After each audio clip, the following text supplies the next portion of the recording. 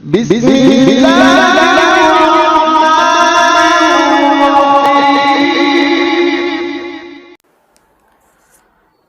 نحمدہ و نصلی علی رسولہ الکریم۔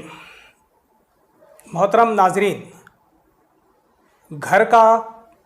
کوئی بھی بڑا، چاہے وہ باپ کی شکل میں ہو یا بھائی کی شکل میں ہو، اس کو آخرت میں اللہ تعالیٰ کے حضور پیش ہونا ہے، اور اس پیشی میں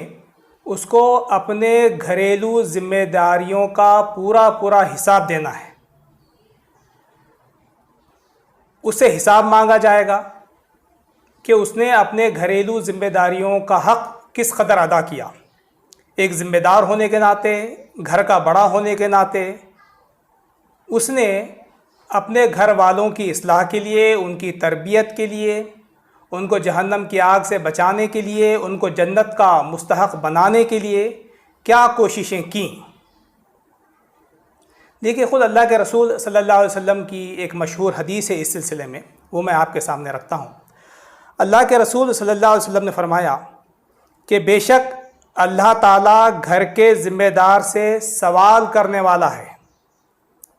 کہ اس نے اس کی کس طرح حفاظت کی، یعنی گھر کی اور گھر والوں کی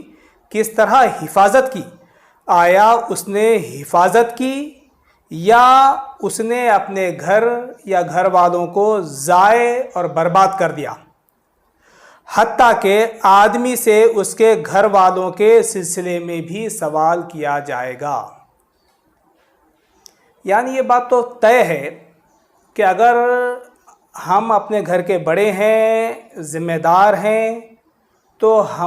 ہمیں جو ہے آخرت میں اللہ کے سامنے پیش ہونا ہے اور اپنی ذمہ داریوں کا حساب اس پیشی میں اللہ تعالیٰ کے سامنے دینا ہے۔ اگر ہم نے گھروں کی تربیت کی کوشش کی، اپنی اہل اور عیال، اپنی اولاد کی تربیت کی مسلسل کوشش کی، انتھک کوشش کی، اور اس کا حق ادا کر دیا تربیت کرنے کا، تو ہم اللہ تعالیٰ کے پاس بچ جائیں گے، عذر پیش کر سکیں گے کہ ہم نے کوشش کی۔ لیکن وہ لوگ ذرا متوجہ ہو جائیں جو گھر کے بڑے ہیں، باپ کی شکل میں، ماں کی شکل میں، یا بڑے بھائی کی شکل میں، یا گھر کے ذمہ دار کی شکل میں، اور اس کے باوجود بھی وہ گھر پر توجہ نہیں دے رہے ہیں، اپنے اہل و عیال پر توجہ نہیں دے رہے ہیں، ان کی دینی اور اخلاقی تربیت کی کوئی فکر نہیں کر رہے ہیں، کوئی کوشش نہیں کر رہے ہیں،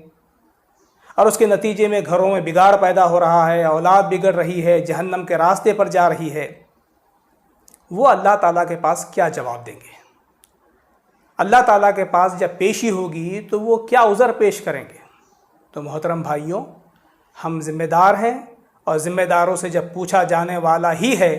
تو آئیے کیوں نہ ہم اپنے گھروں کی تربیت کی طرف متوجہ ہو جائیں، اور جتنی ہماری سکت ہے، طاقت ہے، قوت ہے،